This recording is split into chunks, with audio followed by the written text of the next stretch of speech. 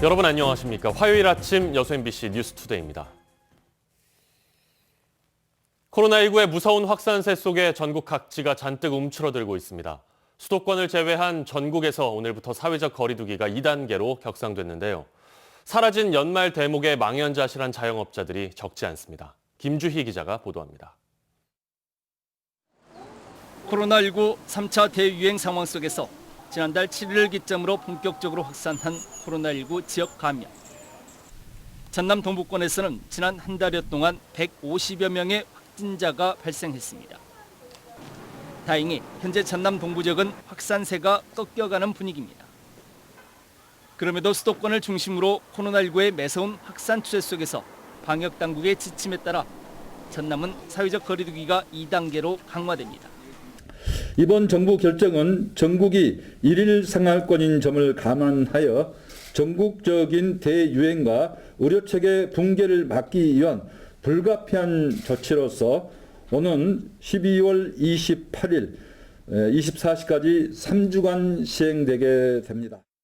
앞으로 3주 동안 사회적 거리두기 2단계 격상 조치에 따라 전남 지역 유흥시설 5종은 밤 10시 이후 운영을 중단합니다.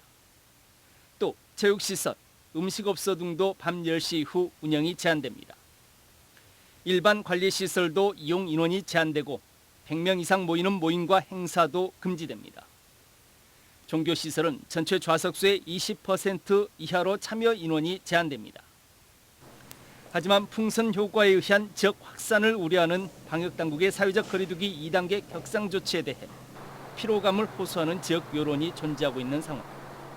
먼저 지난달 20일부터 전국 최초로 사회적 거리두기를 2단계로 격상했던 순천시 등 일부 자치단체들은 큰 틀에서 사회적 거리두기 2단계는 유지하면서 부분적으로 더 완화할 수 있는 방안에 대한 검토에 들어갔습니다. 코로나19 3차 대유행 상황 속에서 효율적인 방역과 함께 경기 부양책을 모색하기 위한 전남 동부권 지자체들의 고민도 깊어지고 있습니다. MBC 뉴스 김주희입니다.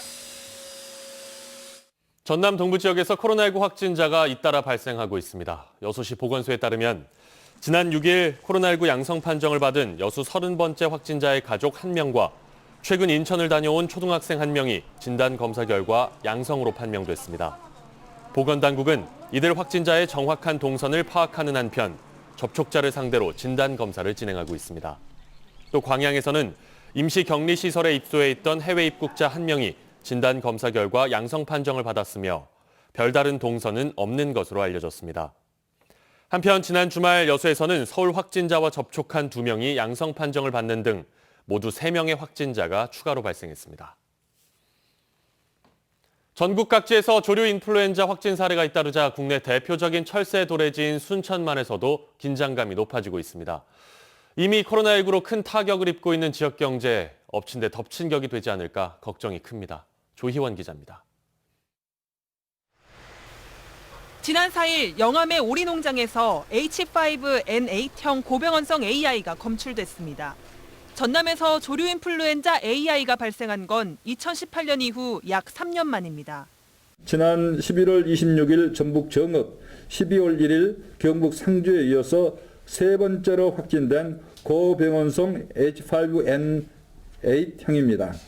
만약의 경우에 대비해서 먼저 발생 농장에서 사육 중인 오리 9,800마리를 매몰 처분하였고 국내 대표적인 철새 도래지인 순천만도 방역에 비상이 걸렸습니다. 아직 고병원성인지 확인은 안 됐지만 지난달 30일 순천만에서도 H5, H7형 AI 항원이 검출됐기 때문입니다. 순천시는 지난달부터 습지 탐방객들의 이동을 일부 제한하고 있는데요. 최근 야생조류의 분변에서 항원이 검출되자 생태체험시설도 폐관했습니다. 또 올해 초 순천만 내 가금류 농장 2곳을 철거한 데 이어 지난 2일부터는 순천만 습지 반경 3km 이내 가금류 농장 3곳의 출입을 통제하고 생석회 차단 벨트를 만들었습니다. 폐사체나 이상 징후가 있는지 하루에 8명 정도 예찰팀이 지금 꾸려져서 운영이 되고 있고요. 두 번째가 탐방객의 안전을 위해서 탐방로, 도로 소독이 강화되고 있습니다. 순천만에서 검출된 AI 항원의 고병원성 여부는 이르면 내일쯤 판명될 예정입니다. 한편 코로나19로 인해 유례 없이 힘든 한 해를 보냈던 순천만 습지 인근 상인들은 AI 확산 소식에 망연자실해하고 있습니다. 9월부터 12월까지가 성수기인데 인적을 찾기가 어렵기 때문입니다. 지금은 코로나하고 AI하고 같이 겹쳤잖아요. 그러니까 뭐 아주 그냥 초비상 긴장 상태예요. 점심 때 이제 단골 손님 뭐 두세 팀 정도 없어요. 야속하게도 전국 각지에서 AI 확진 판정 사례가 잇따르는 상황. 인근 상인들은 AI의 확산으로 한 달 넘게 순천만이 폐쇄됐던 지난 2016년의 악몽이 반복되지만은 않길 바라고 있습니다. MBC 뉴스 조희원입니다. 고병원성 AI 발생으로 살처분이 이루어진 농가들에 대한 살처분 보상금이 연내 지급될 예정입니다. 전라남도는 20억 원에서 25억 원가량으로 추산되는 살처분 보상금을 일단 이달 안에 농가에 지급하고 추가 조사를 거쳐 생계안전자금과 소득안정자금도 지급하겠다고 밝혔습니다. 전남과 광주의 핵심 법안들이 연내 처리될 수 있을지 지금 골든타임을 맞고 있습니다. 하지만 공수처법을 둘러싼 여야 간의 줄다리기 속에 상황이 여의치가 않은데요. 여순사건 특별법도 마찬가지입니다. 이계상 기자의 보도입니다. 민주당이 당론으로 추진하는 5.18 역사 왜곡 특별법이 국회 법제사법위원회 법안 소위를 통과했습니다. 특별법 개정안은 5.18에 대해 비방, 왜곡 날조하거나 허위 사실을 유포할 경우 징역이나 벌금형에 처한다는 내용을 담고 있습니다. 하지만 공수처법 개정안 처리를 놓고 여야 간 힘겨루기가 계속되면서 5.18 법안 처리도 여전히 안개 속입니다. 법사위 상임위를 통과되면 정기회기나 또 정기 이후 임시회에서 금년 내에 역사왜곡 처벌법이 본회의를 통과할 것으로 이렇게 예견됩니다. 5.18 유공자 예우에 관한 법안과 5.18 진상규명특별법 개정안 역시 올해 안에 처리될 것으로 기대됐지만 여야 대치 국면이 중요 변수로 떠올랐습니다. 5.18 관련 핵심 법안뿐만 아니라 아시아 문화중심 도시 조성에 관한 특별법과 한국에너지공과대학 법안, 그리고 군공항 이전 특별법과 여순 사건 관련 특별법 등 광주 전남 5대 법안이 여전히 국회에서 계류 중입니다. 민주당은 오는 9일로 예정된 정기국회 본회의 때 일괄 처리하겠다는 계획을 세웠지만 국회 상황 자체가 녹록치 않게 흘러가고 있습니다. 광주 국회의원 8명은 공수처법 개정을 정면 돌파하라고 촉구하는 한편 지역의 핵심 현안 법안도 올해 안에 처리하겠다고 약속했습니다. 5.18 진상규명을 위한 특별법 및 왜곡처벌법, 아시아문화 중심도시 조성을 위한 특별법 등 광주의 현안 법안들이 연내에 통과될 수 있도록 마지막까지 최선을 다하겠습니다. 21대 국회에서 압도적인 다수를 차지하고 있는 민주당이 광주 전남 핵심 법안을 과감하게 처리할 수 있을지 지켜볼 일입니다. MBC 뉴스 이계상입니다. 전남 동부 지역 각 기초의회가 행정사무감사를 마무리했습니다. 대부분 회의 방식을 통해 감사 내용을 투명하게 공개하는 것은 물론 시민단체의 참여도 적극적으로 보장하고 있는데요. 그런데 여수시 의회의 경우 방식 자체가 폐쇄적이고 불투명해 개선이 필요하다는 지적이 나오고 있습니다. 문형철 기자입니다. 시민단체 관계자들이 영상 속 시의원과 공무원들의 발언을 꼼꼼하게 기록합니다. 순천시 의회의 행정사무감사를 모니터링하고 있는 겁니다. 그냥 자료만 보면 할 수 있는 질문이다. 더 깊게 또 사전 분석을 해왔구나 이런 부분은 모니터하면서 충분히 알 수 있는. 누가 어떤 사안을 질의했는지, 질문의 내용과 답변은 적절했는지 등을 분석하고 평가한 자료는 매일 온라인 등을 통해 공개됩니다. 행정사무감사 기능이 순천시의회에서 제대로 작동되고 있는지에 대한 모니터이기 때문에 일단 행정사무감사가 상임위 활동으로 국정감사처럼 진행되어야 시민들의 알 권리와 반면 여수시 의회는 각 의원들이 관련 부서 직원을 불러 감사를 벌이는 1:1 대면 방식을 고수하고 있습니다. 비공개로 진행되기 때문에 시 행정을 제대로 검증하고 있는지 알 수 없을 뿐 아니라 회의록조차 남지 않아 봐주기식, 이른바 짬짬이에 대한 우려도 적지 않습니다. 이에 대해 여수시 의회는 효율적인 시간 운영 등을 이유로 대면 방식을 채택하고 있다며 추후 의원들의 의견을 수렴해보겠다는 입장. 그러나 도내 5개 시의회 가운데 이 같은 형태로 행정사무감사를 진행하는 곳은 여수가 유일합니다. 봐줄 거 봐주고 그다음에 덮을 거 덮어주고 이렇게 하기 위해서 행정사무감사를 비공개하는 거 아니냐라는 의혹을 사고 있는 것이죠. 시민들의 알 권리를 무시하는 것밖에 안 되는 거죠.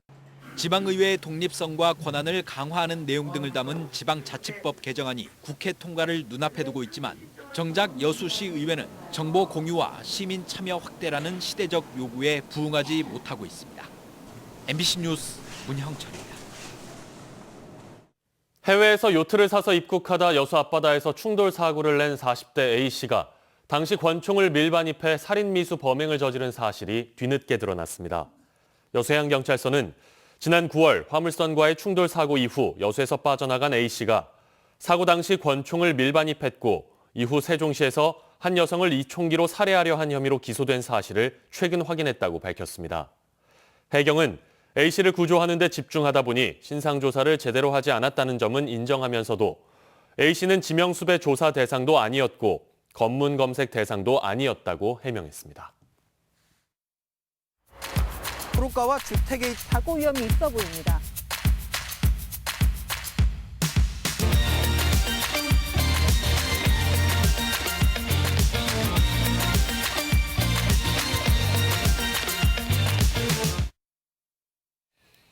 전국에서 4번째로 긴 다리로 차량만 다닐 수 있는 전남 신안의 천사대교에 자전거와 도보 통행 시설이 설치됩니다. 기존 교각에 이른바 날개를 달아주는 사업인데요. 국내에서 첫 시도입니다. 김윤 기자가 취재했습니다. 신안군 아패도와 암태도 등 중부권 4개 섬을 연결하는 천사대교입니다. 교량 길이만 7.22km로 국내에서 4번째로 길고 세계 최초로 해협을 횡단하는 다경간 현수교입니다. 교량을 건너면서 보이는 다도해의 풍경도 만점이지만 지금은 도보와 자전거 통행은 금지돼 있습니다. 이 같은 단점을 보완하기 위해 전라남도와 신안군은 꾸준히 도보와 자전거 통행 시설 마련을 요구했습니다. 이에 따라 정부는 내년도 천사대교 날개 달아주기 사업에 검토 용역비 4억 원을 반영했습니다. 금년 2021년에는 그에 대한 용역, 그 결과가 나오면 2022년부터 설계비가 반영되고 본격적인 공사는 2023년부터 되지 않을까 그렇게 저희들이 예상을 하고 있습니다. 또한 천사대교 개통으로 병목 현상이 심해진 신안군 아패읍 학교리에서 송곡리 확장 포장 공사도 내년부터 본격화됩니다.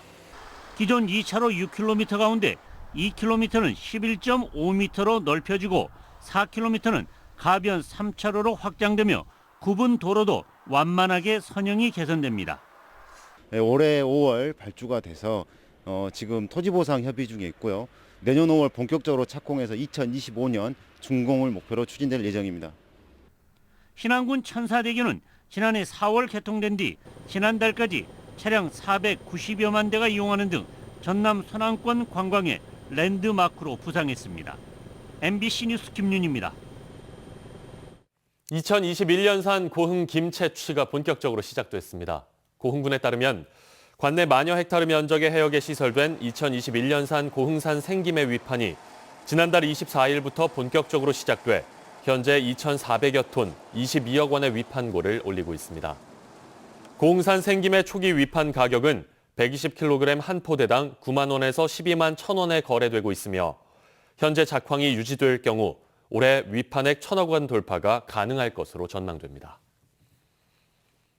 광양시가 교육 사각지대를 줄이기 위해 돌봄기관을 추가로 운영합니다. 광양시는 정부와 관내 기업들의 지원을 받아 광양읍과 중마동의 공동주택을 활용해 아이키움센터 3곳을 무료로 운영한다며 학부모들의 관심을 당부했습니다. 현재 광양시에는 모두 7곳의 아이키움센터가 운영돼 양육 부담 해소에 도움을 주고 있습니다. 올해 여수 MBC 청소년 봉사상 대상의 영예가 광양 하이테크고 이준서 학생에게 돌아갔습니다. 여수 MBC와 국제라이온스협회 전남 동부지구가 함께한 어제 시상식에서는 이 밖에 순천공업고등학교 김도연 군과 꿈꾸는 힐링 봉사단 등 개인 6명과 단체 3곳이 수상의 영예를 안았습니다.